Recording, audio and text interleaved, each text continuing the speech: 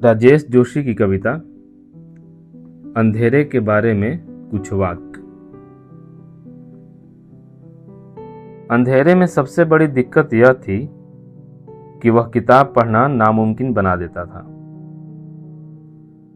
पता नहीं शरारतन ऐसा करता था या किताब से डरता था। उसके मन में शायद यह संशय होगा कि किताब के भीतर कोई रोशनी कहीं न कहीं छिपी हो सकती है। हालांकि सारी किताबों के बारे में ऐसा सोचना एक किस्म का बेहुदा सरलीकरण था। ऐसी किताबों की संख्या भी दुनिया में कम नहीं जो अंधेरा पैदा करती थीं और उसे रोशनी कहती थीं।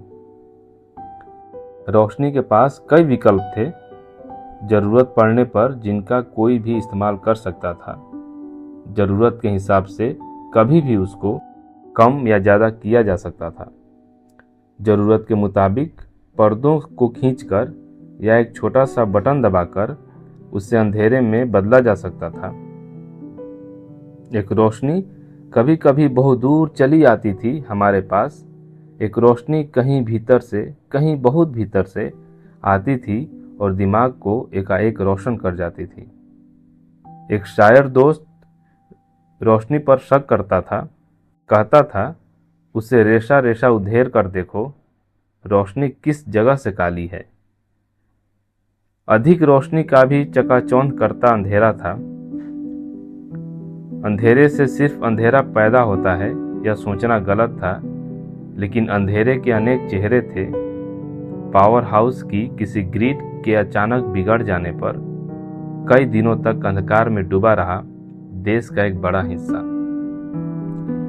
लेकिन इससे भी बड़ा अंधेरा था जो सत्ता की राजनीतिक जिद से पैदा होता था या किसी विश्व शक्ति के आगे घुटने टेकने वाले गुलाम दिमागों से।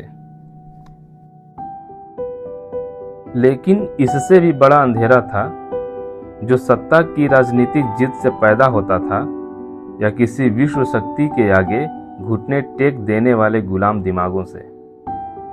एक बौद्धिक अंधकार मौका लगते ही सारे देश को हिंसक उन्माद में झोंक देता था। अंधेरे से जब बहुत लोग डर जाते थे और उसे अपनी नियति मान लेते थे, कुछ जिद्दी लोग हमेशा बच रहते थे समाज में।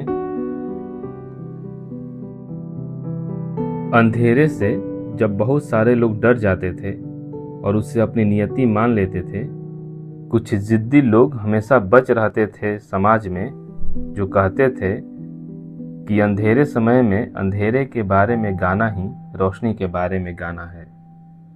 वो अंधेरे समय में अंधेरे के गीत गाते थे। अंधेरे के लिए यही सबसे बड़ा खतरा था।